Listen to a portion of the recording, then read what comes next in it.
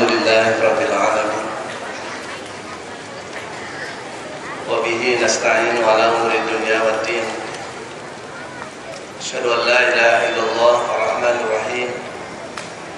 Wa asyhadu anna Muhammadan abduhu wa rasuluhu min akhiril anbiya'i wal mursalin. Ikhwatul iman yang dimuliakan Allah, pertama-tama kita panjatkan syukur alhamdulillah dengan bimbingan hidayah dan rahmat Allah. Pagi ini kita masih diberi kesempatan dan kemampuan untuk bersama-sama berkumpul di majelis ilmu ini. Bahasan yang insya Allah saya sampaikan sudah dikasih judul rahasia dibalik pengharaman babi dan sebagainya. Tentu para ikhwatul iman sama-sama maklum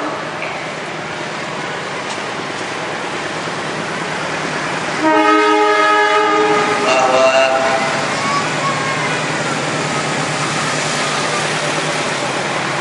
akhir-akhir ini perhatian kita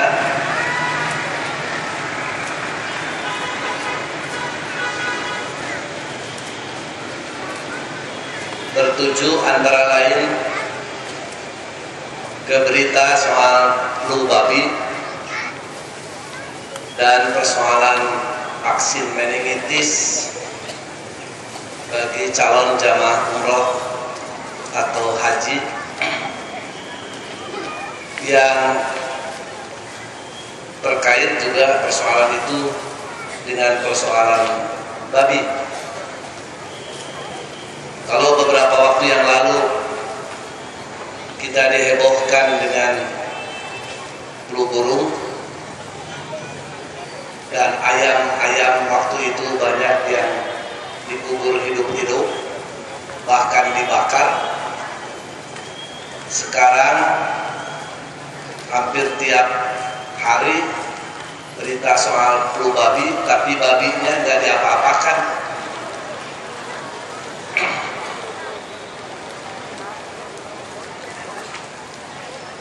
Tentu saja bagi kita kaum muslimin, persoalan barang yang diharamkan oleh Allah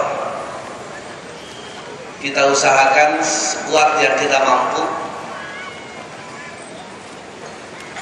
karena di samping kita yakin bahwa melakukan perbuatan yang diharamkan itu adalah dosa, kita juga khawatir jika kita memakan, meminum, memakai barang-barang yang diharamkan,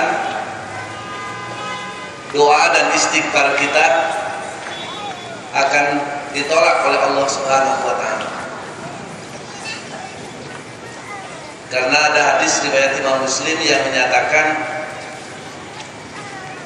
ada orang yang berdoa kepada Allah sambil mengangkat tangan, kemudian memohon, ya Allah, ya Rabbi, tapi kata Nabi, wa mat'amuhu haramun,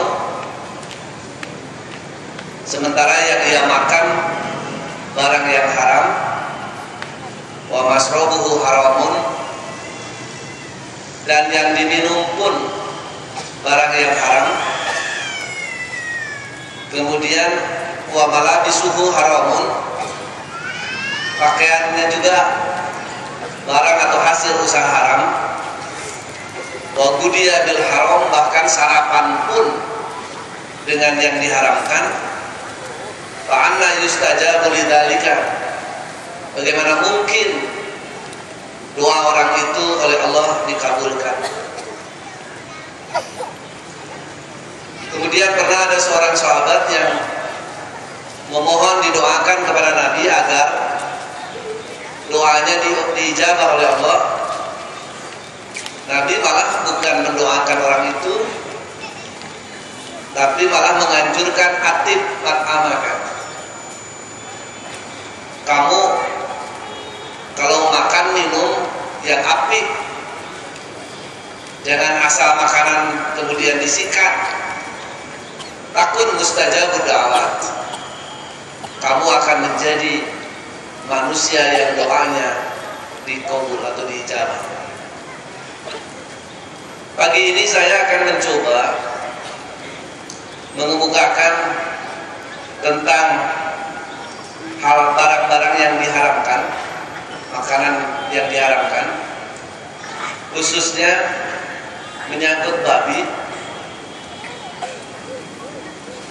Karena babi ini memang saya yakin kita semua sejak kecil saja sudah tidak kenal, bahkan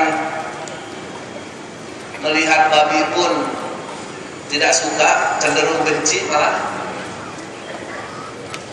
Kalau mau makan langsung pasti tidak.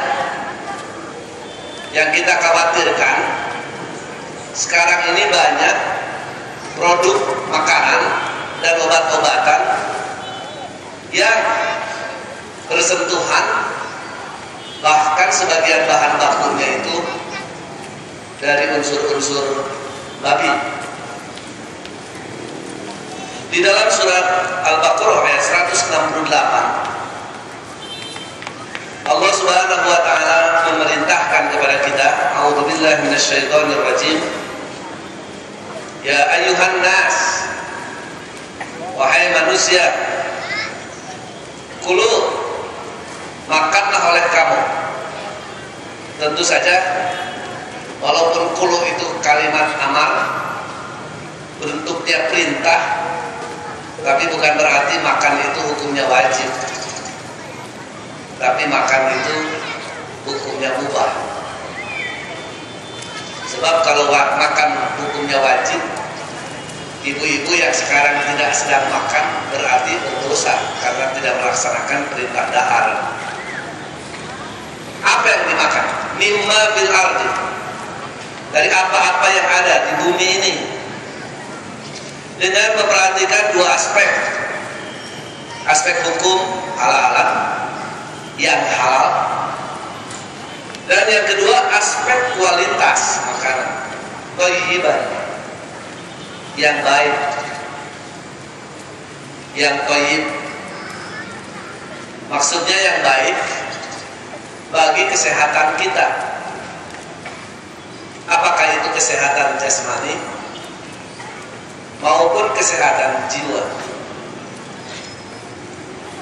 Gula misalnya hukumnya halal, tapi bagi orang yang mempunyai penyakit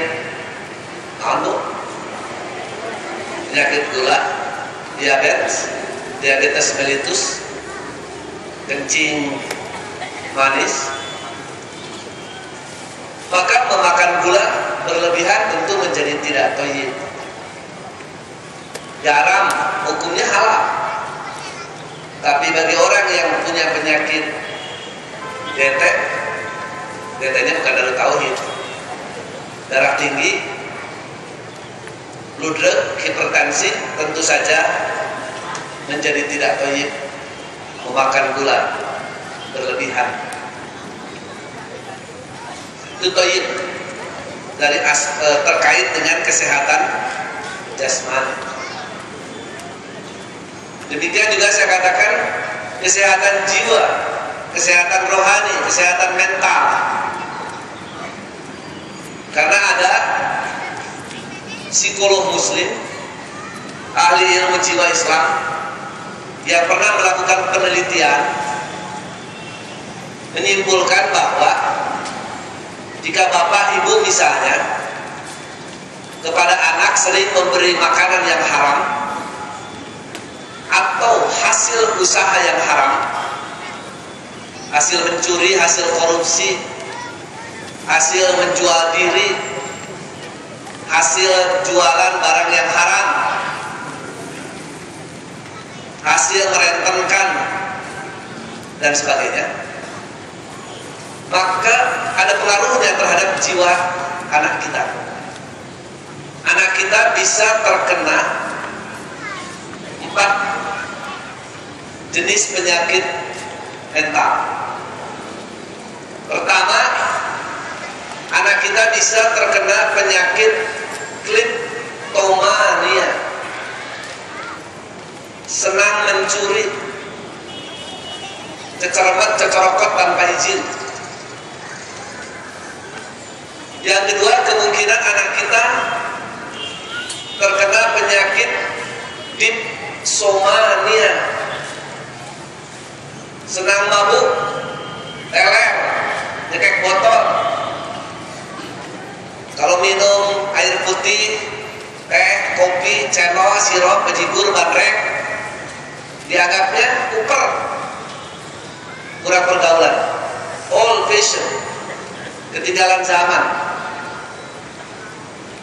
Anak kita senang minumnya itu minuman keras, bir, whisky, brandy, cognac, bol, jenever, bir putih, bir hitam, bir Prancis, bir Malaga, bir bintang, bir angker, bir gidik.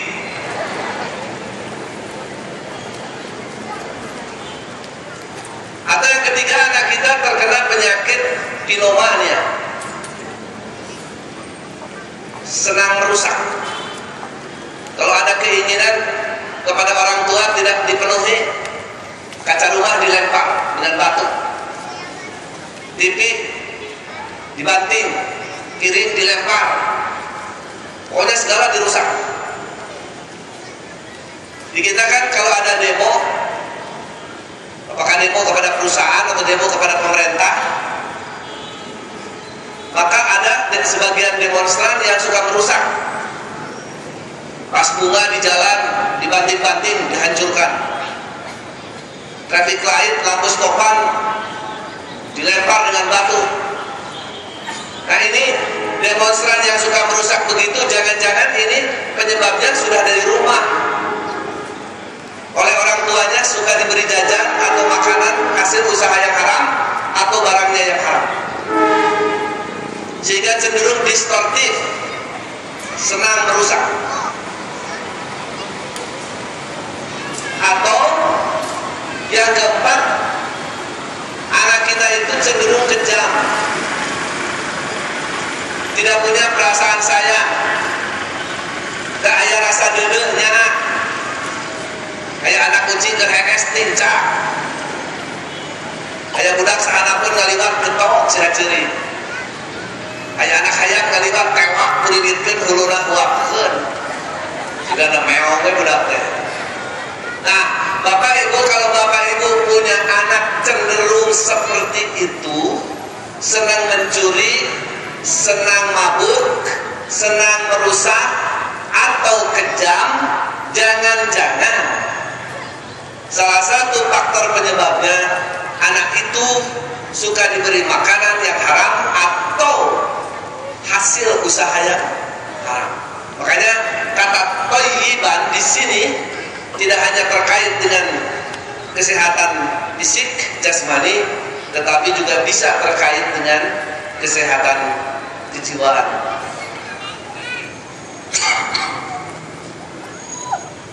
Mana yang halal dan mana yang haram? Di dalam hadis riwayat Imam Al-Bukhari dan Muslim, Nabi bersabda, "Innal halala bayyinun." Sesungguhnya yang halal itu sudah jelas. Wa innal harama bayyinun. Dan sesungguhnya yang haram pun sudah jelas.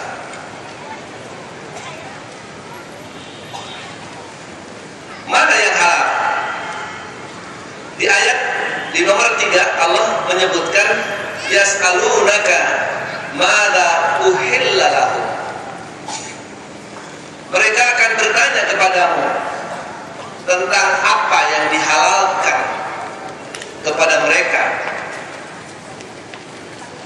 Maka Allah memberikan jawaban, kunci jawaban.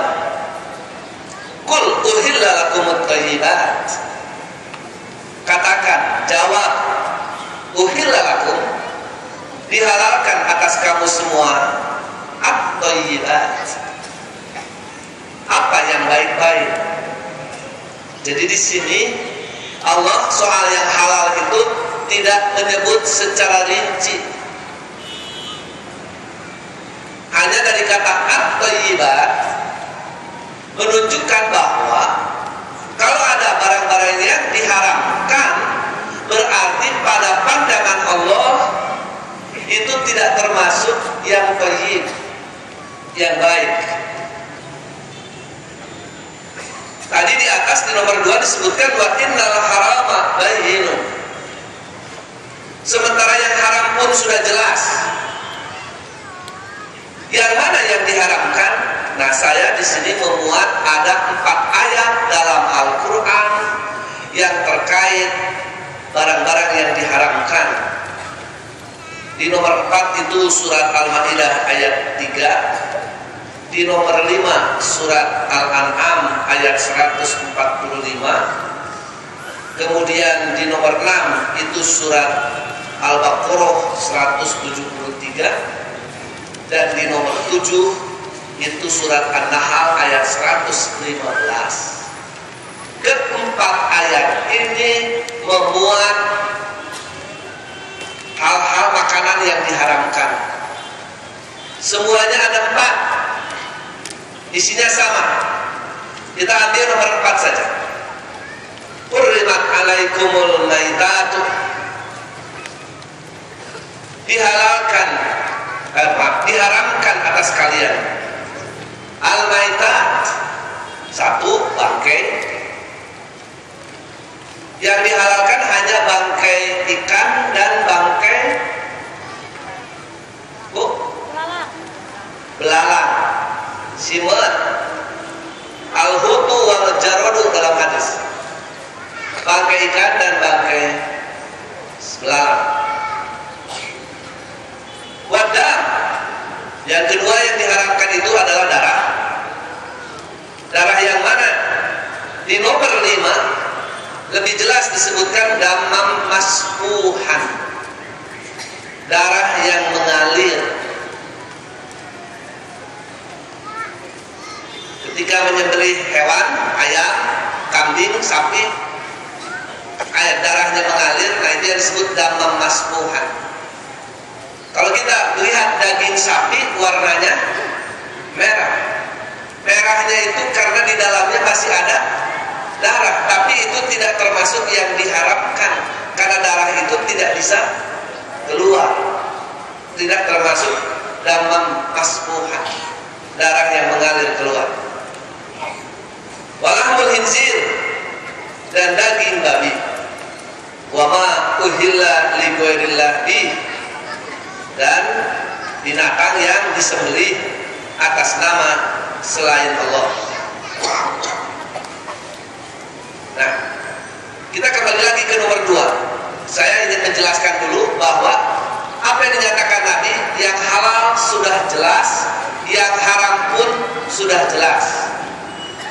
Yang haram di sini disebutkan secara rinci ada 4. Bangkai, darah yang mengalir, babi, dan sembelihan yang disebut nama selain Allah. Misalnya sembelihan untuk persembahan kepada berhala, kepada dewa, kepada hyang, kepada uyut loro kidul misalnya. Juga ada upacara menyembelih kerbau.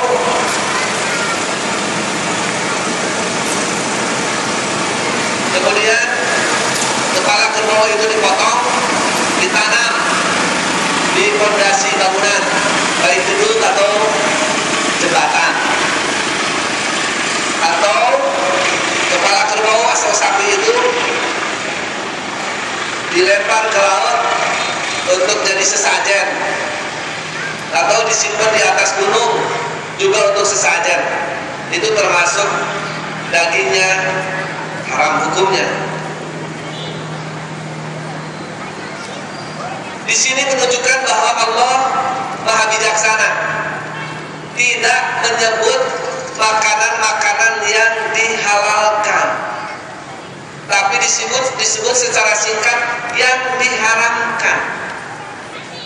Berarti di luar yang disebut diharamkan hukumnya halal dengan catatan baik bagi kesehatan, baik kesehatan jasmani maupun kesehatan jiwa. Ibu-ibu jangan pernah bertanya kepada ustadz, misalnya ustadz, kalau dalil halalna cau naon? Tidak akan ada. Ketika beliau panon mencari dalil halalnya pisang tidak akan pernah ketemu. Jadi yang disebut oleh Allah itu yang diharamkan. Coba bayangkan kalau Allah menyebut itu yang dihalalkan. Saya pikir Quran 30 juz itu isinya nyebutan dahareun. Kalau yang disebut yang halal, saya pikir nanti makanan-makanan yang baru muncul tidak ada pada zaman Nabi seperti cilok, cireng, batagor gitu, kehu. Tidak akan masuk yang halal karena belum terabsen. Akan betapa repot pula kita mencari dalam Al-Quran apakah makanan ini ada tidak dalam Al-Quran. Di sini menunjukkan karakteristik Al-Quran, sumber hukum ajaran Islam pertama, sebagai pertanda bahwa Al-Quran benar wahyu ilahi. Tapi Nabi menyatakan wa bainahuma mustabihat. Di antara yang halal dan yang haram itu ada yang subhat di nomor 2. Subhat itu maknanya samar-samar, belum jelas halalnya, juga belum jelas haramnya. Putih tidak, hitam juga tidak. Atau bisa disebut mustabihat itu warna abu-abu, tidak jelas. La ya'lamuhunna katsirun minan nas. Tidak mengetahuinya perkara yang subhat itu kebanyakan dari manusia. Hanya Nabi mengingatkan, "Famanit taqas subuhat." Barang siapa yang menjaga diri, ittaqu, menjauhkan diri as-subuhat dari perkara yang subhat, istabro'a lidinihi, ia telah memelihara kesucian agamanya yakni Islam, wa irdihi, dan kehormatan dirinya sebagai seorang mukmin, seorang muslim. Sementara waman waqa'a bis-subuhat, barang siapa yang kena dengan perbuatan subhat atau barang subhat, waqa'a bil haram, dikhawatirkan masuk ke dalam perbuatan yang haram. Saya ambil contoh satu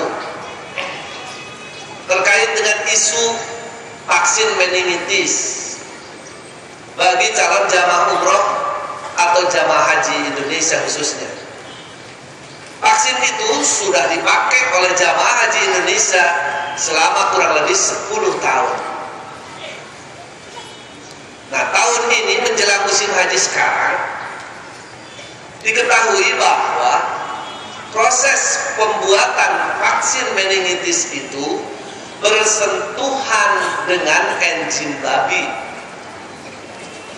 bagong, bedul, celeng, simonyong. Ini yang kemudian membuat terperanjat banyak pihak, khususnya pihak yang berkompeten dalam hal ini adalah Majelis Ulama, termasuk kita di dalamnya. Ribut, jamaah juga resah. Kemudian muncul penjelasan dari pejabat Badan Pengawas Obat dan Makanan yang menyatakan bahwa polisakarida yang merupakan zat aktif di dalam vaksin meningitis, di dalam prosesnya bersentuhan dengan enzim babi itu 3 kali. Tapi di proses akhir pembuatan vaksin dilakukan penyaringan, bahkan memakai sebuah alat yang namanya PCR, sehingga kata pejabat BPOM itu sesudah jadi vaksin sudah bersih dari unsur babi. Tapi ketika ditanya oleh pihak Majelis Ulama, apakah Anda menjamin alat ini benar-benar bisa membuat vaksin itu pure, bersih dari unsur-unsur babi itu? Ternyata pejabat itu tidak bersedia menyatakan jaminan, karena PCR itu ternyata tidak mampu mendeteksi protein. Sehingga awalnya Majelis Ulama itu kemudian menyatakan subhat, artinya belum jelas halalnya, tapi juga khawatir masih mengandung unsur yang diharapkan. Sementara dalam hadis nomor 2 ini disebutkan waman waqa'a bisubuhat waqa'a fil haram.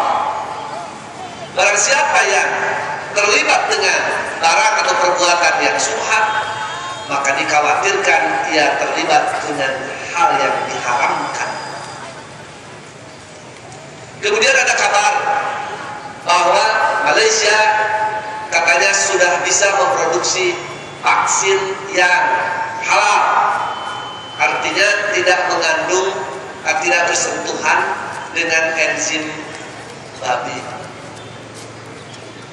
Tapi itu juga dibantah oleh Menteri Kesehatan Republik Indonesia, Ibu Siti Fadila Supari, yang menyatakan bahwa kabar itu kabar burung, tidak benar. Beliau sudah melakukan cek and recheck kepada pejabat kesehatan di Malaysia.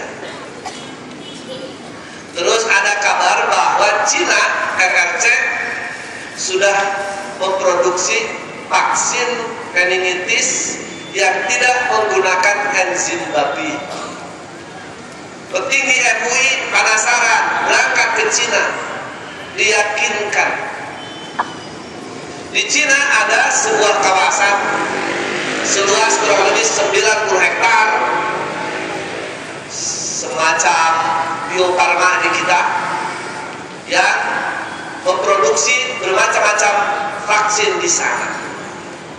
Katanya vaksin made in RRC ini benar tidak menggunakan enzim babi, tapi menggunakan darah. Ya kena keher. 11-12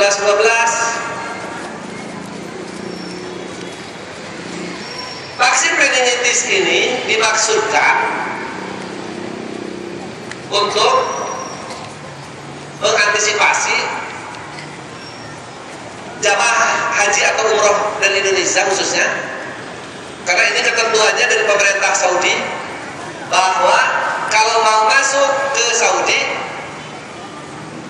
khususnya jamaah haji dan umroh, itu harus divaksin meningitis, dan itu harus dibuktikan dengan kartu sertifikat berwarna kuning yang menyatakan bahwa jamaah itu, calon jamaah itu sudah divaksin. Karena maklum jamaah umroh, jamaah haji itu berdatangan dari berbagai negara di dunia. Ini di Afrika, beberapa negara penduduknya itu sudah banyak terjangkit penyakit meningitis, radang selaput otak bagian belakang, yang mematikan.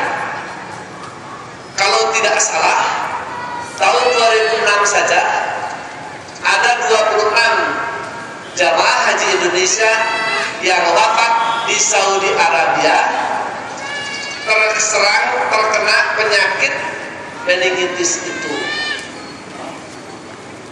Jadi jamaah haji Indonesia, jamaah umroh tidak bisa berangkat ke Mekah kalau tidak punya visa dari kedutaan Saudi Arabia. Kedutaan tidak mau mengeluarkan visa kalau calon jamaah itu tidak divaksin. Untuk menunjukkan bahwa sudah divaksin, buktinya harus ada sertifikat tadi berwarna kuning. Ketika sampai di sana juga dinilai ada bahaya yang mengancam. Nah, Majelis Ulama termasuk juga Dewan Hizbah Persatuan Islam memang di dalam keputusan akhirnya menyatakan bahwa vaksin apapun yang mengandung unsur yang diharamkan hukumnya adalah haram. Nah, untuk mengatasi persoalan yang ada bagaimana? Kalau memang itu terpaksa harus dilakukan, maka dikategorikan masuk ke dalam hukum darurat. Nah, darurat itu dalilnya ada di nomor 5, di nomor 6 juga sama, di nomor 7, di ujung ayatnya ada kalimat pamanit turro, barang siapa yang terpaksa darurat ya, gue robagin, bukan lantaran ingin sana yang divaksin. Siapa yang ingin makan babi, bersentuhan dengan babi, gelek lagi gelek, wala adin, dan tidak dilakukan secara berlebihan.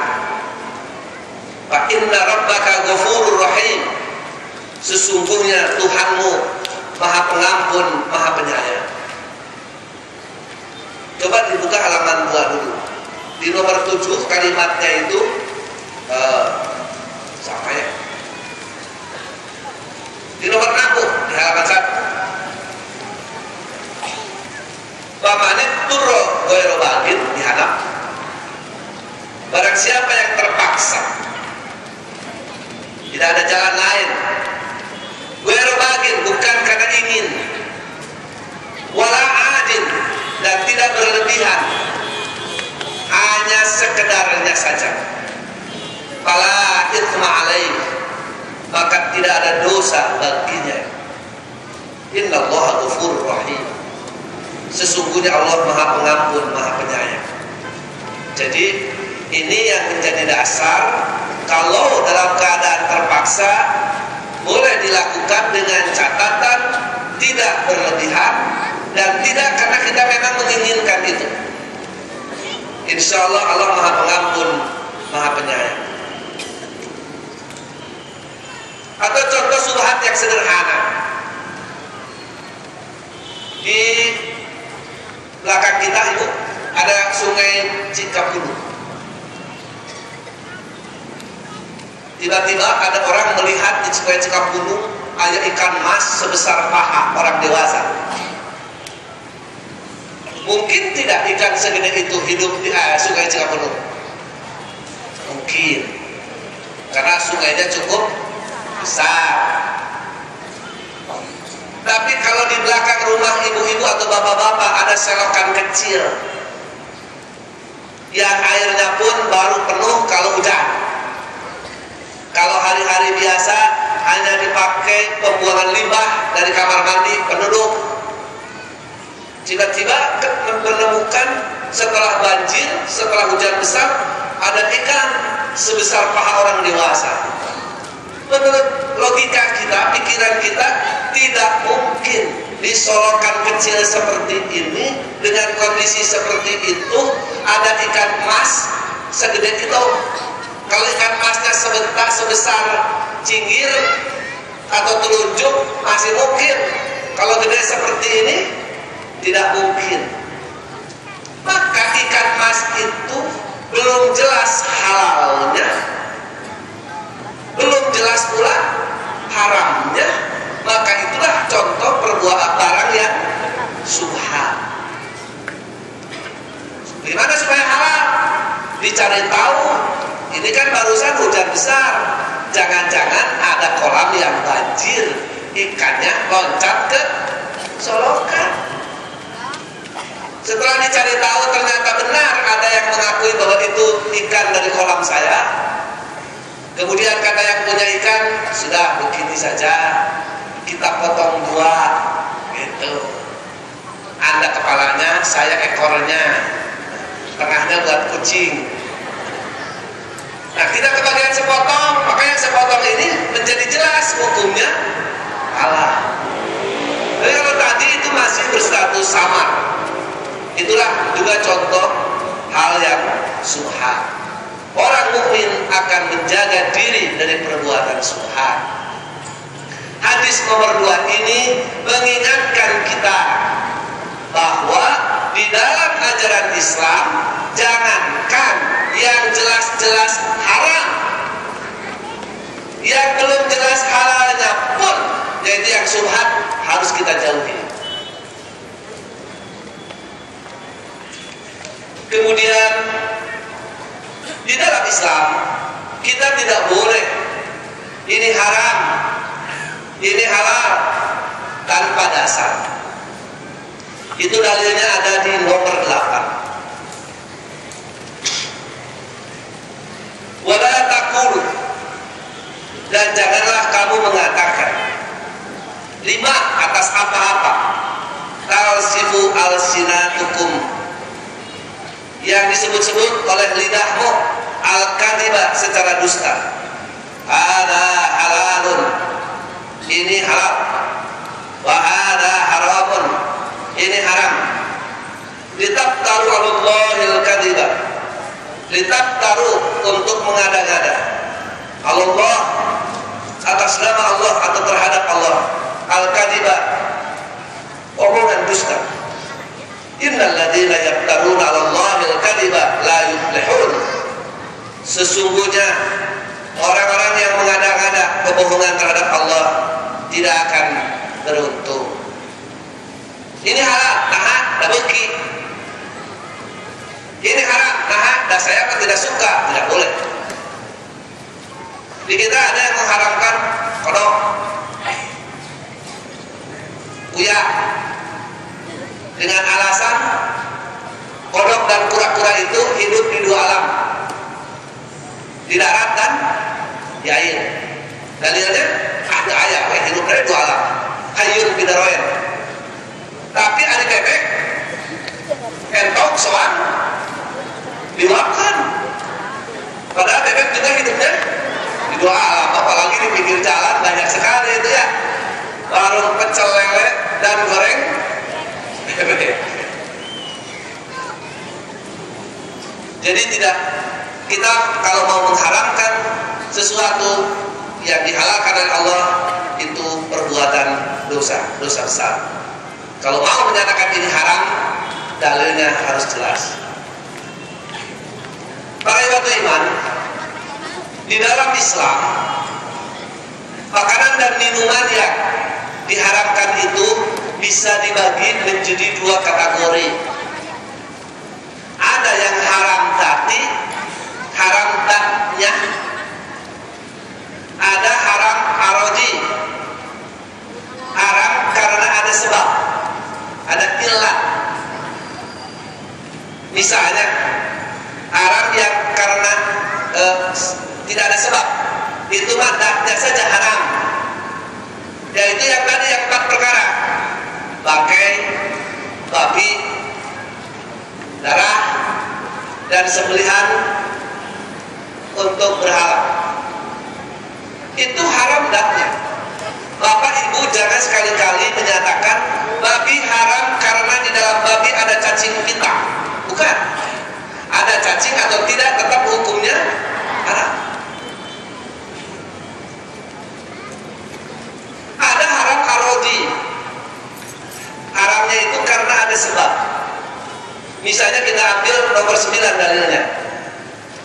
An Ibnu Umar, dari Ibnu Umar, qala, berkata, qala Rasulullah sallallahu alaihi wasallam, kullu muskirin khamrun.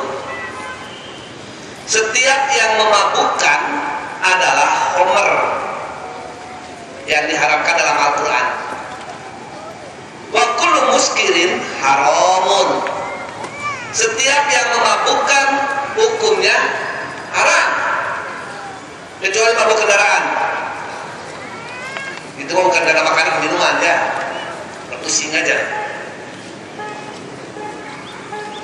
Jadi apa saja makanan minuman kalau berubah memabukkan, menurut hadis ini hukumnya haram. Misalnya air laham, cendol, sirup, itu enak dan hukumnya halal. Tapi misalnya sewaktu-waktu si minuman-minuman itu berubah jadi memabukkan, maka minuman itu menjadi haram. Haramnya kenapa? Karena ada sebab, ada ilat namanya, yaitu memabukkan. Tape teh, ya hukumnya halal. Tapi kalau tape itu berubah memabukkan, maka tape itu menjadi haram. Haramnya karena ada sebab. Beda dengan babi tadi. Kalau babi haramnya bukan ada sebab. Ada sebab atau tidak, babi hukumnya haram. Di sini berlaku kaidah fikih yang menyatakan al-hukmu yaduru ma'al illah wujudan kana au adaman. Hukum itu berlaku tergantung ada tidaknya sebab. Saya ambil contoh yang lain.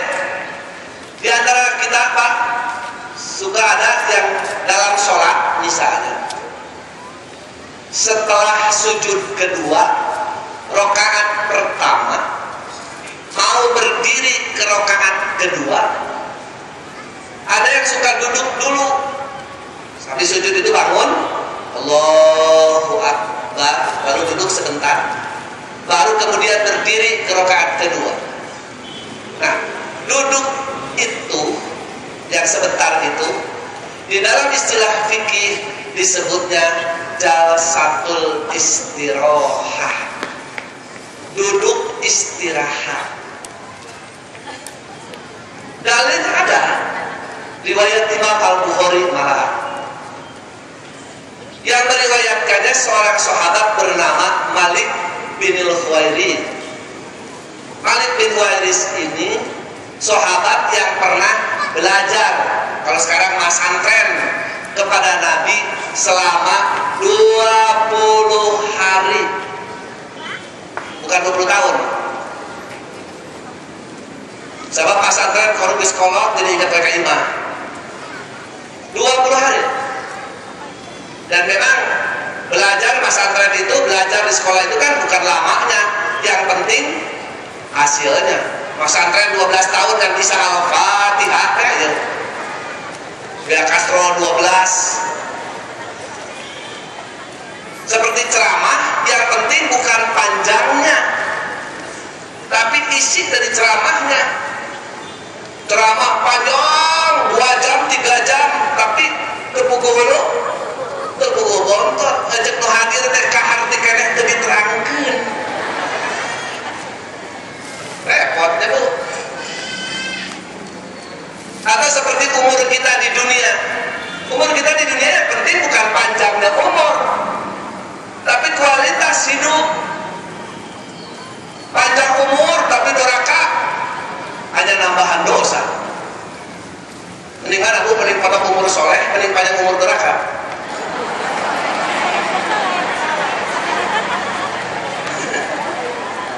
Biasa ibu-ibu bila ada panjang umur soleh gitu. Padahal tadi taruh segini lihat apa. Nah, Malik bin Huwairis masantren di Rasulullah selama 20 hari. Itu pun dilakukan di akhir hayat Nabi, ketika Nabi sudah tua, 60 tahunan. Sementara Rasulullah Shallallahu Alaihi Wasallam di akhir hayatnya itu tubuhnya semakin gendut. Tapi memang kalau lihat karakter orang Arab, tubuhnya seperti itu. Makin tua itu makin gemuk.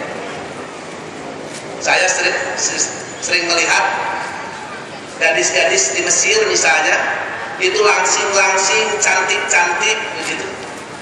Tapi ketika menikah punya anak saja satu, ibu berubah jadi langsing kaya langseng.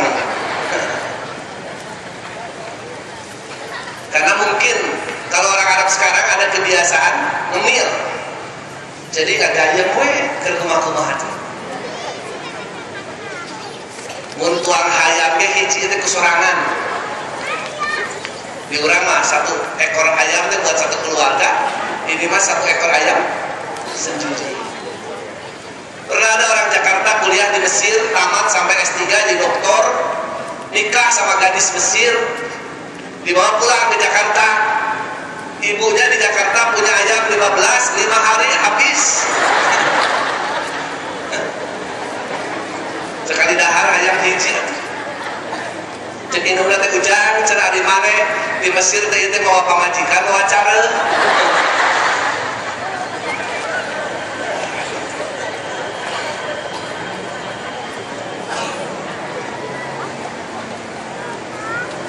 Rasulullah SAW diriwayatkan di akhir hayatnya tubuhnya semakin gemuk.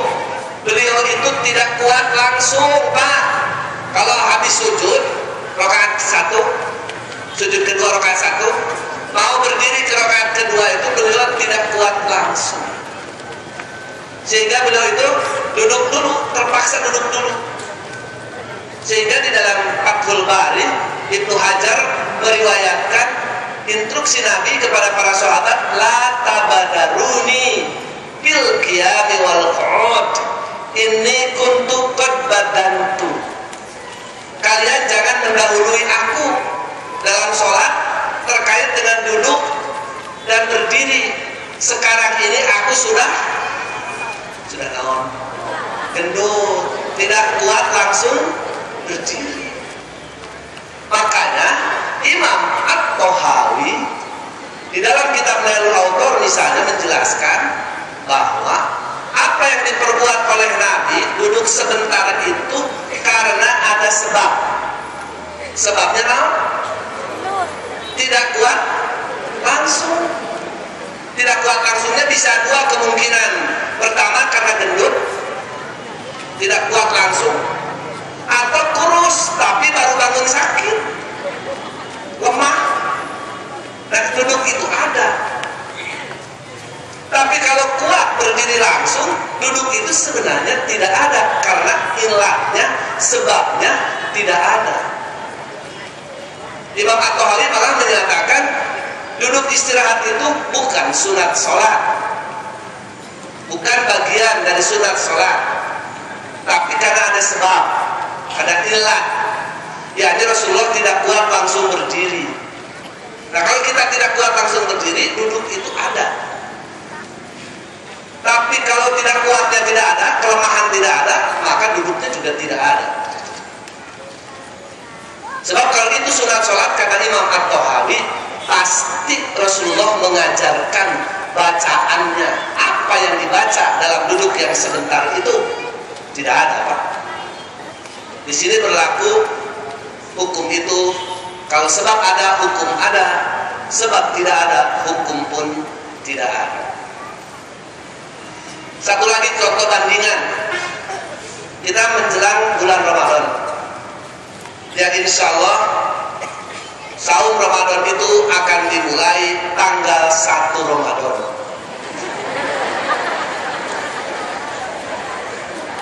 Ya pasti itu. Tanggal 1 Ramadan tahun ini bertepatan dengan tanggal 22 Agustus yang akan datang, hari Sabtu. Hitungan hisabnya tentang 1 Ramadan, 1 Syawal, dan 1 Dzulhijjah ada di majalah Risalah yang baru terbit hari ini.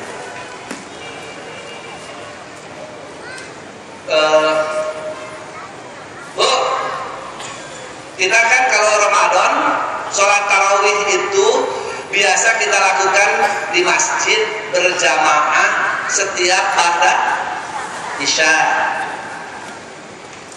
Ada sementara pihak yang menyatakan bahwa tarawih berjamaah setiap malam di masjid itu adalah bid'ah dengan alasan Rasulullah SAW tarawihnya itu berjamaah di masjid hanya 3 kali saja, tidak tiap malam.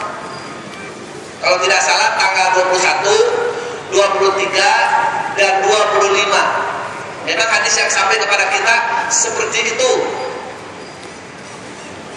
Tidak diriwayatkan di Ramadan-Ramadan yang lainnya bagaimana.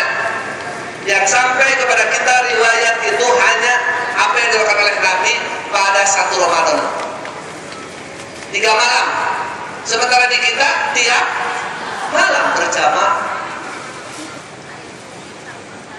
Ternyata kalau kita baca hadisnya ada sebab Rasulullah tidak melaksanakan sholat tarawih berjamaah tiap malam itu. Sebab kenaon? Sebab Rasulullah takut. Khasyitu antuk tabalaikum sholatul lail. Aku takut sholat tarawih kalau terus-terusan tiap malam berjamaah, Allah kemudian mewajibkan tarawih. Sementara aku, kata Nabi, ingin yang meringankan kamu, bukan yang memberatkan. Oh, jadi dengan demikian tidak tarawih tiap malamnya Nabi itu karena ada sebab. Yaitu sebabnya kenaon betah? Takut naon? Diwajibkan. Sekarang pertanyaan saya, sekarang kita takut nggak tarawih diwajibkan? Jawab Bu. Takut nggak ibu-ibu tarawih diwajibkan? Kan? Ini setengah hati. Antara takut dan hindau kecana gitu. Saya jawab tidak. Tidak takut. Kenapa harus takut? Sebab Allah tidak mungkin mewajibkan tarawih saat ini. Allah mau mewajibkan tarawih melalui siapa ya? Tidak mungkin Allah mewajibkan tarawih melalui Ustaz Sidik Amin atau melalui Menteri Agama Maktur Bazuni. Pasti kalau Allah mau mewajibkan tarawih harus melalui siapa? Nabi. Nabinya sekarang sudah tidak ada, jadi sudah tidak ada Pak kekhawatiran tarawih diwajibkan. Nah, karena ketakutan sudah tidak ada, berarti tidak ada alasan untuk tidak tarawih berjamaah di masjid tiap malam. Sebab dulu mah cuma 3 kali, kan ada sebabnya sekarang sudah tidak ada. Memang utamaan mana gitu tarawih sendiri-sendiri dengan berjamaah. Imam Ahmad bin Hanbal pernah ditanya oleh muridnya, wahai guru, Pak Guru, kalau di NTB Tuan Guru, kalau di Australia Kang Guru, mana yang lebih utama? Tarawih sendiri-sendiri munfarid atau berjamaah dengan imam? Imam Ahmad menjawab, tarawih dengan imam lebih utama. Lalu kata muridnya, dasarnya untuk anak-anak di Imam Ahmad Bu, langsung diterima. Muridnya itu bertanya, dalilnya naon? Karena ini terkait dengan persoalan ibadah. Kata Imam Ahmad, Rasulullah Shallallahu Alaihi Wasallam bersabda, man sholla ma'al imam hatta yang sholifa. Barang siapa yang sholat tarawih dengan imam, maksudnya kalau dengan imam berjamaah, hatta yang sholifa, sampai selesai tarawih nanti, kataballahu lahu baqiyata lailatihi, maka sesisa malam yang tidak dipakai sholat tarawih diberi pahala sholat tarawih. Ibu-ibu tarawih biasanya jam berapa? 7:30. Selesai jam 8 lalu parajang baca suratna. Kan biasa nama di masjid-masjid teh suratna teh surat langganan kan dibaca teh. Malah dulu ngobrol dengan dongeng, Pak. Lantaran tarawih itu yang dikejar jumlahnya rakaat, bukan benernya sholat. Kadang-kadang kata anak-anak mah Fatihahnya juga dimistik. Bismillahirrahmanirrahim. Begitu aja tong-tong. Orang tarawih mereka mah silih surung, silih sutrung, silih porosotkeun sarung.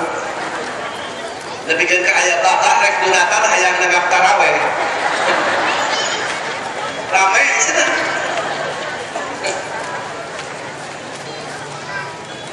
Tapi ayat oke dongeng itu cenah bapak rek asup Islam dan tulus kulantaran naon ningali salat taraweh ih cenah geuning capek ibadah lagi kita jadi surung gitu.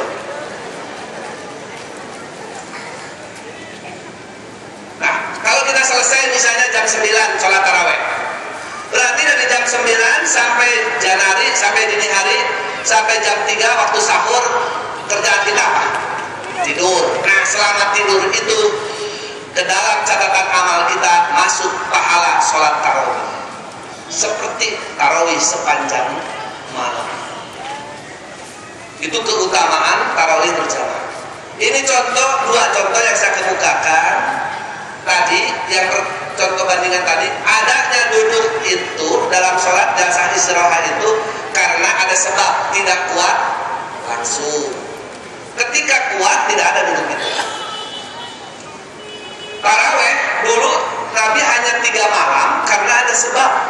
Sebabnya takut diwajibkan sholat taraweh. Sekarang sebabnya itu sudah tidak ada, maka tidak ada alasan untuk kita tidak sholat tarawih berjamaah di masjid. Ini juga sama. Tapi jadi haram karena ada sebab, yaitu memabukkan. Ketika memabukkan ada, hukum haram pun ada. Terus mungkin ibu bapak bertanya, Ustadz kan ada di Quran surat Al-An'am ayat 121 itu di nomor 10. Kita dilarang memakan sembelihan yang tidak dibaca Bismillah. Wala taqulu, dan janganlah kamu memakan mimma, dari apa-apa, dari binatang yang waktu disembelihnya itu lam yudkarismullah alaih, tidak dibaca Bismillah. Wa innahu lafiskun, sesungguhnya perbuatan seperti itu adalah sebuah perbuatan fasik. Ibu-ibu, kalau ibu-ibu beli ayam dari tukang sayur atau dari pasar, ibu-ibu suka bertanya enggak kepada yang jualnya, ini ayam waktu menyembelihnya baca Bismillah? Pernah bertanya? Baca tukang ayam teh? Ingat itu apa aja. Atau beli daging sapi, beli daging kambing dari pasar. Saya percaya, saya yakin bapak-bapak, ibu-ibu kalau disebutkan enggak mah pasti ya mungkin lah lebih besar enak gitu. Bertanya, Pak, ini sapi waktu menyembelihnya baca Bismillah apa entar? Cek tukang dagang, lu kada abdi mah mau dagang, kalau segala kejagaan. Bilang tuh dia udah tukang dagang sudah kejagaannya. Pak jaga, waktu menyembelih sapi baca Bismillah, sapi lu mana? Gitu.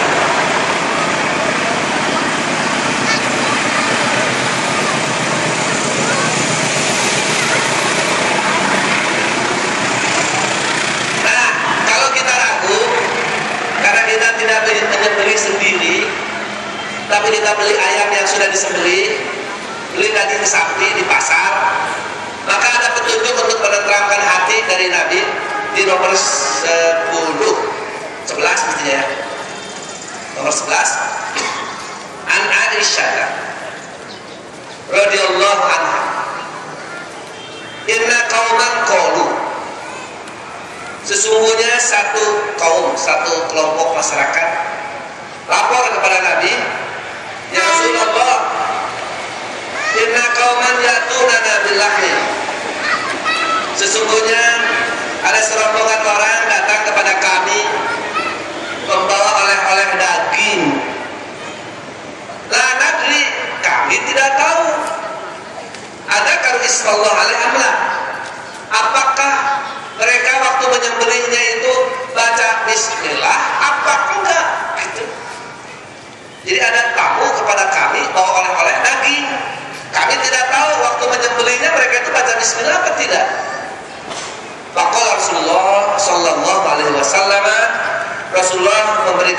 7, samullah alaihi wa kulu.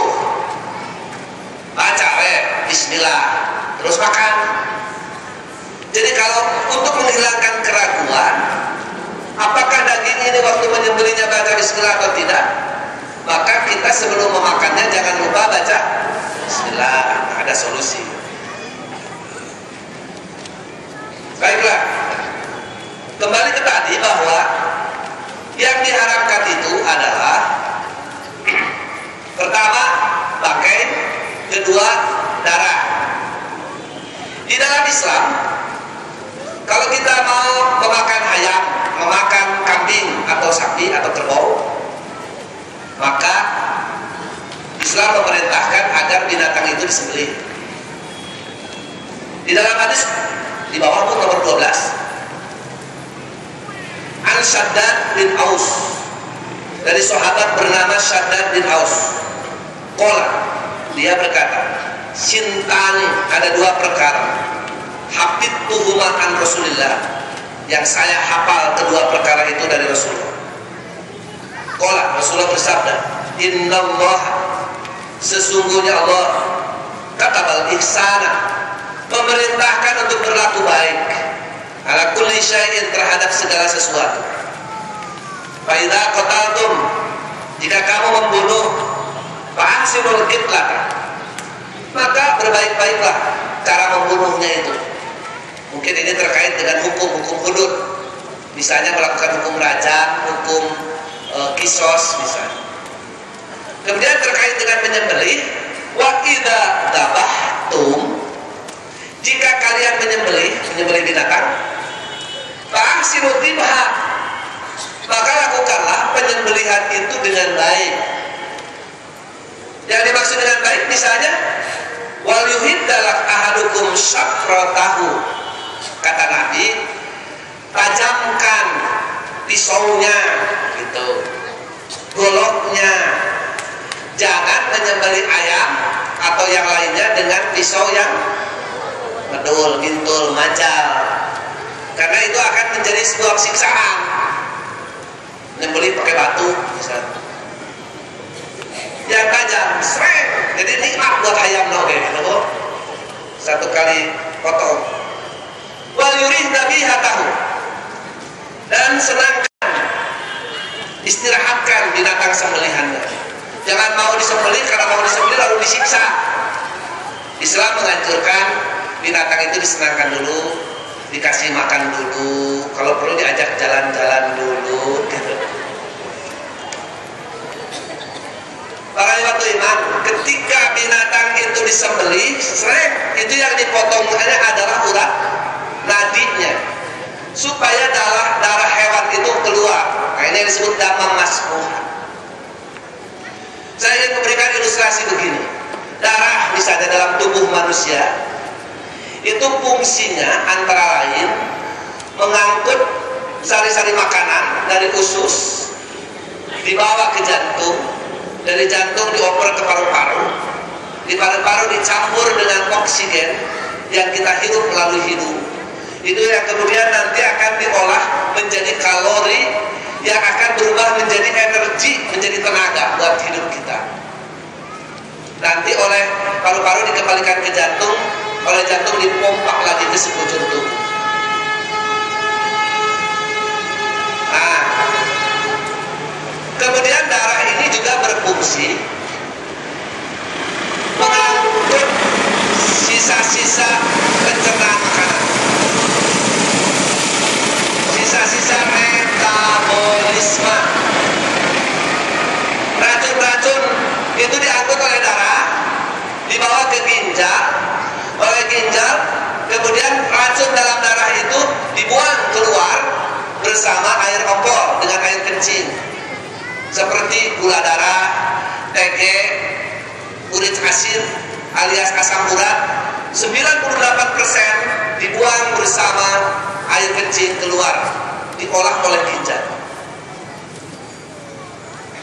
Makanya tuh anak-anak jarang yang terkena penyakit asam urat, asam urat ya. Kenapa? Karena alat pencernaannya, metabolismenya masih normal. Tapi kalau usia lanjut terkena penyakit asam urat itu karena metabolismenya sudah mulai terganggu, sehingga tidak semua racun dibuang keluar, tersisa di dalam tubuh. Walhasil dengan demikian bisa kita simpulkan bahwa darah itu juga di samping mengandung sari makanan juga mengandung toksin, racun-racun dari sisa metabolisme itu dibuang ke luar. Kalau kita tarik penjelasan barusan ke binatang, domba misalnya, sapi, ayam, seret disembelih, darahnya keluar. Nah, di dalam darah itu tadi disebutkan ada toksin, ada bermacam-macam racun. Jadi kalau kemudian Allah mengharamkan darah itu, inilah mungkin salah satu rahasianya, karena di dalam darah itu mengandung banyak zat yang membahayakan kesehatan, tidak termasuk yang toyib tadi. Atau contoh, konon kabarnya ada warung nasi sekarang yang menjual ayam goreng atau ayam gulai, ayamnya itu tidak disembelih, tapi badan ayam itu dipegang, lalu kepalanya dibanting ke besi atau ke batu, dilempar langsung ke air yang mendidih, maka ayam itu langsung mati, darahnya tidak keluar. Maka dalam Islam itu termasuk maitat, bangkai, karena tidak disembelih. Tujuannya katanya, kenapa ayam itu tidak disembelih? Supaya ayam ini terasa lebih gurih, karena darahnya tidak keluar. Tapi kalau mengikuti logika atau penjelasan saya yang tadi itu, kalau darahnya tidak keluar, mungkin dari segi rasa, sekali lagi mungkin dari segi rasa bisa lebih enak, lebih lezat. Tapi kalau darahnya tidak dikeluarkan, berarti toksinnya, racun-racun itu tidak dibuang keluar, berarti daging ayam atau hewan itu menjadi membahayakan kesehatan. Maka maitat, bangkai menjadi hal yang diharamkan. Tapi bukan sebab. Sekali lagi saya katakan, kita tidak bisa berkata sebab. Tapi ini hanya sekedar sebuah rahasia di balik diharamkannya darah atau bangkai. Sekarang soal si monyong, babi. Babi ini lihat di halaman 3. Saya sengaja tulis ini, saya kutip dari beberapa sumber di internet, bahwa dalam dunia farmasi, obat-obatan dan kedokteran, organ babi banyak diuji coba atau dipakai antara lain sebagai berikut. 1, lemaknya. Kan tadi disebutkan yang haram itu lahmul khinzir. Lahmul itu artinya daging. Ada lemaknya haram enggak? Buluhnya, uratnya. Berarti haram babi itu bukan hanya dagingnya, tapi haram seutuhnya. Kalimat lahmul khinzir di dalam Al-Quran itu dalam bahasa Arab disebutnya majaz mursal, in itlaqil juz wa iradatil kul, disebut sebagian, maksudnya seluruhnya. Kalau dalam bahasa Indonesia termasuk ijazah bahasa pars prototo. Pars sebagian, prototo untuk semuanya. Disebut sebagian, maksudnya seluruhnya. Contoh dalam bahasa Indonesia apa betul? Bapak membeli 3 ekor sapi. Ada ekor kenal? Betul. Apakah yang dibeli oleh si bapak itu betul terukur? Ya, sapi seutuhnya. Nah, kalau di Quran disebutkan lahmul khinzir, bukan dagingnya saja. Di dalam Quran memang ayat kalimat seperti itu ada banyak. Contoh bandingan, tabat yada abi lahabin. Tabat celaka, yada 2 tangan abi lahab.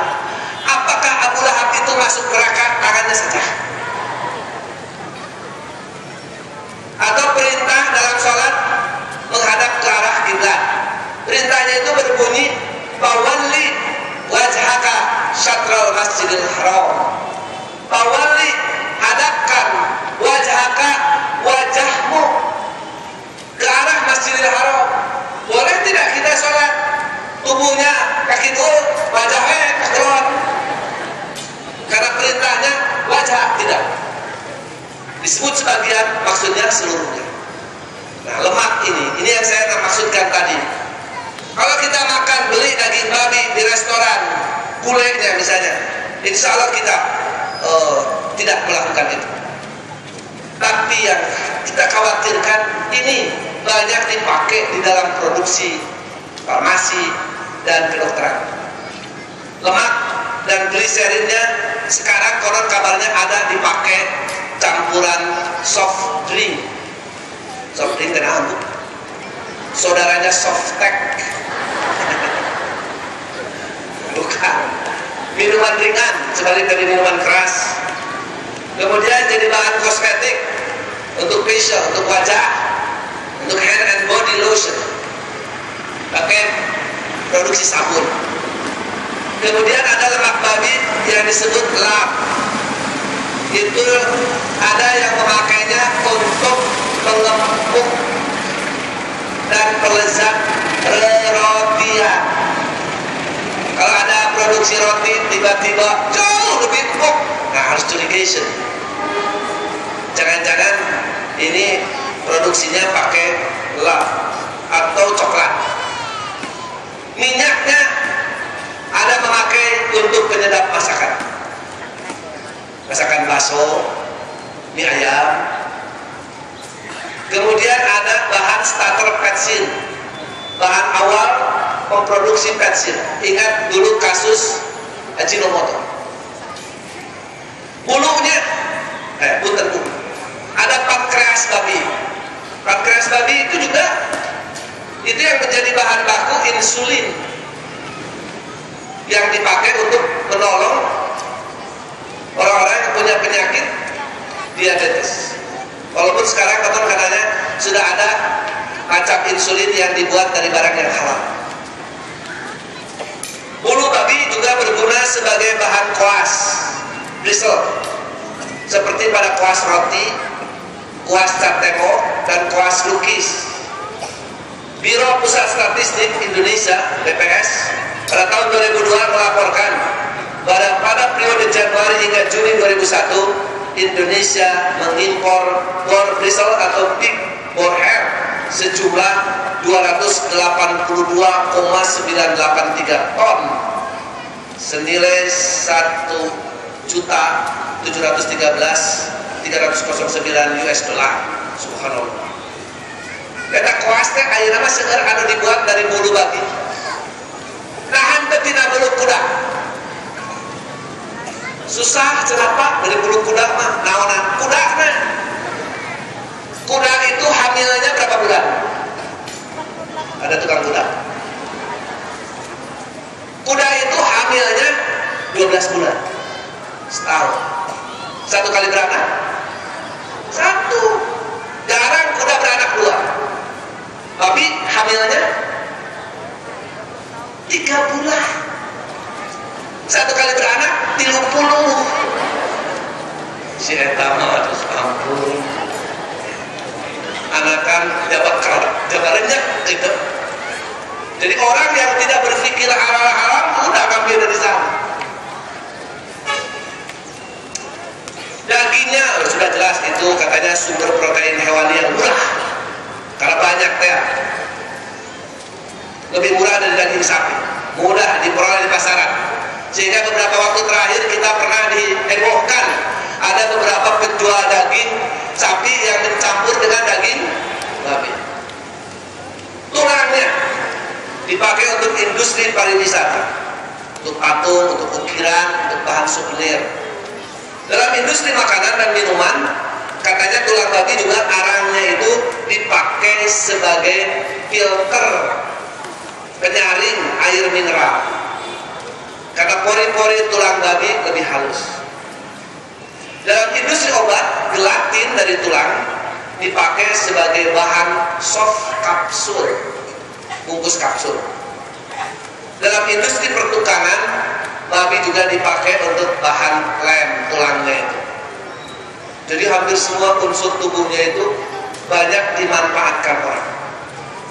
Organ bagian dalam, beberapa organ dalam yang dipakai diuji coba ini, masih dalam uji coba, untuk pencangkokan organ ginjal, hati dan jantung. Karena kebetulan katanya Bu, jantung dan ginjal babi itu mirip dengan ginjal manusia. Kan tadi saya katakan bahwa fungsi ginjal itu, Bu, fungsi ginjal itu banyak. Ada pertama sebagai pengatur tekanan darah, kedua menetralisir toksin racun dari darah, dibuang keluar bersama air kencing, ketiga membuat hormon. Penyakit jantung juga, ginjal juga ada macam-macam, ada radang ginjal, ada batuk ginjal, di kampung disebutnya kencing batu, padahal ada air kencing batu. Mungkin bisa kencing batu hebat, dulu sakibik gitu tak, bisa dimasukkan ke los, jadi nilai tambah. Ada ginjal akut, tiba-tiba ginjal kita mengkerut karena keracunan. Misalnya ada orang tepira ngasaan jengkol sapiring, dalam jengkol itu ada racun, namanya racun jengkolan, maka ginjal kita bisa keracunan, tiba-tiba ginjal kita mengkerut. Nah itu namanya ginjal akut. Gerentel, dari hese kampangan, itu masih bisa dinetralisir dengan alat-alat penetral seperti air kelapa, norit dan sebagainya. Ada yang disebut dengan penyakit gagal ginjal. Ginjalnya tidak berfungsi. Apalagi kalau dua-duanya tidak berfungsi, namanya gagal ginjal terminal. Nah kalau orang menderita gagal ginjal terminal, dua-duanya tidak berfungsi, maka racun dari darah tidak bisa dibuang keluar. Ginjal itu tidak berfungsi, maka racun numpuk di darah. Orang ini kemungkinannya hanya ada dua ikhtiarnya itu. Pertama, menjalani proses hemodialisa, cuci darah. Karena darahnya penuh racun, mestinya dibuang oleh ginjal, ginjalnya tidak berfungsi. Sekarang dibantu, ginjal yang hanya sebesar kepalan tangan diganti dengan mesin yang buatan manusia. Darah dimasukkan ke mesin, di mesin dipisah mana darah, mana racun, yang bersihnya dimasukkan lagi ke tubuh. 4 jam itu prosesnya. 2 hari seger, 3 hari mulai keracunan lagi, masuk lagi. Kemungkinan kedua melalui pencangkokan, melalui transplantasi, dicari ginjal, nanti ditempel di samping ginjal orang itu, tidak dibuang ginjal aslinya. Yang susah itu donor, orang yang mau mendonorkan ginjalnya. Kalaupun ada yang mau, belum tentu cocok karena ada penolakan dari tubuh kita. Biasanya katanya ginjal yang cocok itu kalau diambil dari keluarga, dari ibu, dari bapak, dari anak, dari icu, begitu. Nah sekarang ini diuji coba dengan menggunakan ginjal babi. Karena katanya ginjal babi itu mirip ginjal manusia. Jadi kalau ibu bertanya, nanti pakai ginjal monyet, apa monyet apa jika saha? Jika monyet. Justru yang cocok itu yang mirip itu katanya ginjal babi, jantung babi. Saya tidak tahu apakah sudah berhasil atau belum. Ini menyangkut lagi Pak masalah fikih nanti, boleh tidak? Kalau mencangkok dengan organ babi itu. Bahkan konon kabarnya DNA babi itu mirip dengan DNA manusia. Makanya ada dokter yang mengatakan orang yang hobi makan daging babi bisa ketularan sifat-sifat babi. Kemudian plasentanya dipakai untuk kosmetik. Enzim pencernaannya ada juga yang secara komersial dipakai untuk produksi bahan membantu pencernaan. Dan suka di lambung. Kulitnya dalam bentuk gelatin dipakai dalam industri pembuatan kapsul. Kolagennya yang merupakan bagian dari kulit digunakan untuk menstimulasi merangsang pembekuan darah selama operasi. Berguna dalam industri kulit, litter handicraft seperti tas kulit babi, sepatu kulit babi, dompet kulit babi. Malah di Jepang kotorannya pun dimanfaatkan untuk pupuk tanaman. Kotorannya itu digunakan katanya sebagai pupuk tanaman apel karena dapat menciptakan warna merah pada kulit apel yang oke. Wah, kalau lihat banyak orang memanfaatkan, tapi di dalam pikiran kita kalau begitu kenapa Allah mengharamkannya? Kalau ditanya kenapa, gak ada yang bisa jawab. Yang jelas menurut Al-Quran itu haram, dan yang haram itu tidak thayyib, tidak baik, baik bagi kesehatan jasmani maupun kesehatan jiwa. Ternyata di samping tadi ada beberapa manfaat yang sudah diambil oleh orang, ada segudang mafsadah, bahaya di dalam babi. Jadi saya mengajak para ikhwatul iman berkenalan dengan babi ini. Babi ini termasuk hewan ungulata, berwajah konyol, berhidung lebar, ceker. Ada orang berkepala babi. Ada orang berkepala babi adalah temannya Sun Gokong. Saat itu babi ini termasuk hewan kelompok omnivora, segala beki. Kalau kerbau sapi makannya rumput, dedaunan.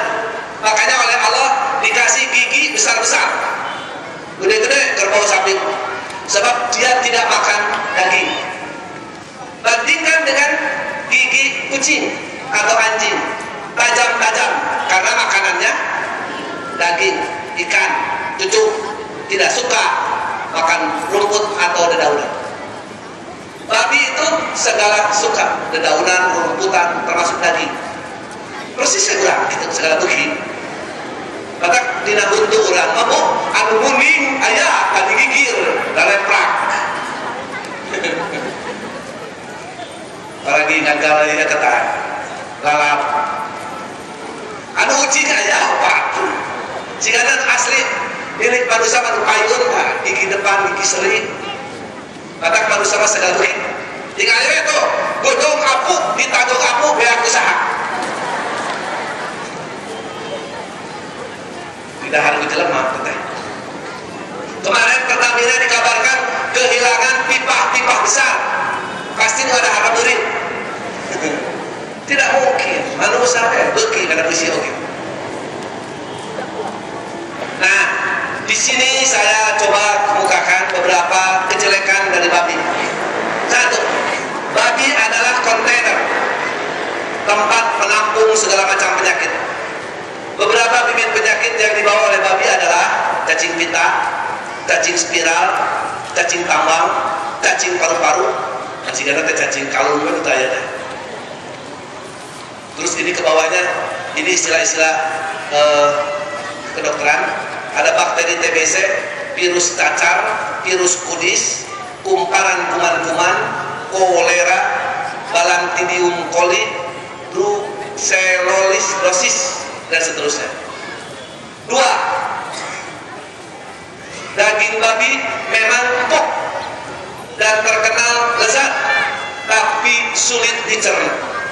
Disebabkan daging babi mengandung banyak lemak, karenanya sulit dicerna. Maka nutrien atau zat gizi tidak dapat dimanfaatkan oleh tubuh. Tiga, Profesor A.P. Nalbando, penulis buku Adaptive Physiology on Mammal and Birds, menyebutkan bahwa kantung urin teh pada kompor milik babi itu sering bocor, rentan, lemah, sehingga urin kompol babi merembes ke dalam daging. Akibatnya daging tercemar kotoran yang mestinya dibuang bersama urin, sehingga dagingnya sering bau pesing. Bau pesing di rumah, bau hansel. Hanselnya hansel babi ini. 4. Lemak punggung backfat babi tebal dan mudah rusak oleh proses transiditas oksidatif atau tengik, sehingga tidak layak dikonsumsi manusia. 5. Babi merupakan carrier, pembawa virus flu burung, avian influenza atau flu Hongkong. Tahun 68 ada 700.000 orang terkena flu burung, flu Hongkong. Di dalam tubuh babi, virus A1 berubah menjadi H1N1 atau H2N1. Asalnya tidak ganas, tidak menular kepada manusia. Ketika bermutasi di dalam tubuh babi menjadi H5N1, berubah menjadi ganas, mematikan dan menular ke manusia. Sekarang yang disebut flu babi itu sudah merambah menjadi pandemi ke hampir seluruh negara di dunia. Tinggal 30 negara lagi yang belum. Profesor Abdul Basit Muhammad menuturkan bahwa berbagai penyakit yang ditularkan oleh babi adalah pengerasan urat nadi, naiknya tekanan darah, nyeri dada yang mencekam, angina pectoris, radang atau nyeri pada sendi-sendi tubuh. 7. Dr. Murad Hutman, dokter ahli dan penulis di Jerman, menuliskan memakan babi yang terjangkiti cacing babi tidak hanya berbahaya, tapi juga menyebabkan peningkatan kolesterol tubuh dan memperlambat proses penguraian protein dalam tubuh, menyebabkan penyakit kanker usus, iritasi kulit, eksim, dan rematik. Virus-virus influenza yang berbahaya hidup dan berkembang karena media simonyo. 8. Penelitian ilmiah di Cina dan Swedia menyebutkan bahwa daging babi merupakan penyebab utama kanker anus dan kolon, lubang dubur. Dr. Muhammad Abdul Khair, penulis buku Istihad fit Tafsir Al-Quran Al-Karim, menuliskan bahwa daging babi mengandung benih-benih cacing pita dan Tracenia lolipia. Cacing tersebut berpindah kepada manusia yang mengkonsumsi daging babi. Penyakit lain yang ditularkan, kolera babi, penyakit berbahaya disebabkan oleh virus. Keguguran nanah disebabkan bakteri Prosillia babi. Kulit kemerahan yang ganas dan menahun bersifat mematikan. Penyakit pengelupasan kulit. Benalu ascaris berbahaya bagi manusia. 10. DNA babi mirip dengan DNA manusia, sehingga sifat buruk babi dapat menular ke manusia. Beberapa sifat jelek babi adalah: A. Binatang paling rakus, kotor, dan jorok di kelasnya. Kerakusannya tidak tertandingi hewan lain. Suka memakan bangkai, suka memakan kotorannya sendiri, termasuk kotoran manusia pun dimakannya. Sangat suka berada di tempat yang basah dan kotor. Kadang dia mengencini makanannya terlebih dahulu sebelum dimakan. Untuk memuaskan sifat rakusnya, jika tidak ada lagi yang dimakan, maka babi akan memuntahkan isi perutnya, kemudian dimakan lagi. Babi ini binatang yang rakus, makan, tapi malas cari sendiri. Kerjaannya cuman makan, tidur, makan, tidur. Kalau suami ibu-ibu kerjaannya makan, tidur, makan, tidur, udah enggak. Hari katularan nanti kepengaruhan gitu. Babi adalah binatang pemalas, tidak agresif, tidak suka mencari pakan, suka dengan sejenis, dan tidak pencemburu. Tidak pencemburu. Coba bapak-bapak perhatikan ayam jalu 2, ayam tikang hiji. Maka ayam jantan ini sebelum memakan ayam betina begitu, maka ayam jantan ini akan berantem dulu,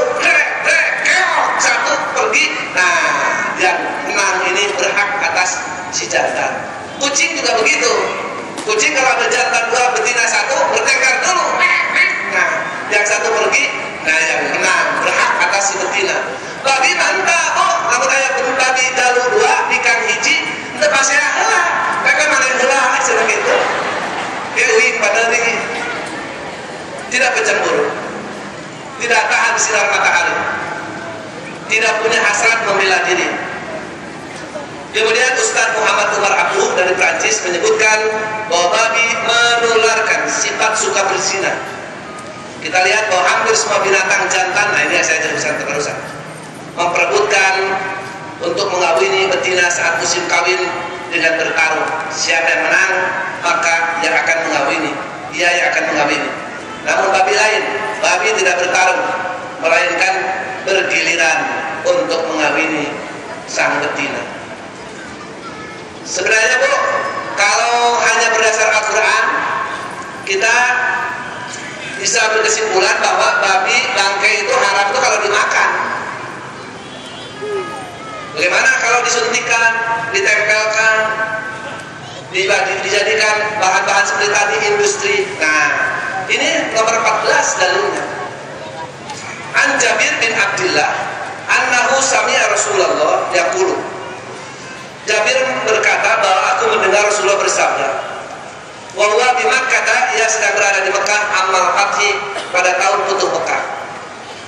Innallaha, sesungguhnya Allah, wa rasulahu, dan rasulnya, harrama, mengharamkan bai' al-khamri, menjual khamr, minuman keras, wal maitati, dan bangke, wal hinsiri, dan babi, wal asnami, dan patung. Fakilah, lalu ditanya Rasulullah itu, ya Rasulullah, ara'aita, bagaimana pendapatmu suhumal maitat, dengan lemak bangkai? Fa'innaha yutla biha as-safan, sesungguhnya ada orang yang yutla biha memulas dengan lemak binatang bangkai itu as-safan, as-safinu, perahu supaya kedap air. Wa yudahanu bihal juludu, kemudian juga dipakai untuk mewangikan kulit. Wa yastasbihu biha annas, dan bisa dijadikan alat penerangan. Jadi lemak bangkai itu dipakai semacam bahan obor. Pakola kata Nabi, lah jangan, wa haramun, yaitu hukumnya haram. Jadi bukan hanya dimakan ternyata, dimanfaatkan pun. Seperti disebutkan tadi, banyak orang memanfaatkan yang haram itu tetap haram. Summa qala Rasulullah SAW inda dalika, Rasulullah kemudian bersabda waktu itu, qatalallahu al-yahuda, Allah telah membinasakan Yahudi. Kenapa?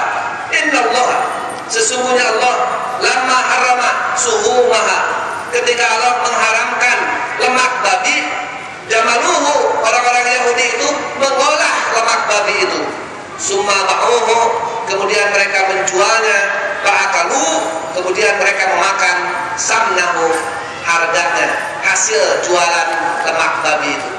Jadi kalau melihat hadis ini, bukan hanya dimakan, tetapi juga diproduksi, dimanfaatkan untuk kepentingan lain juga tetap hukumnya haram. Begitulah para ibadah iman sekelumit rahasia di balik pengharaman babi dan yang lainnya. Aku qouli hada wa astaghfirullah li wa lakum. Wassalamualaikum warahmatullahi wabarakatuh.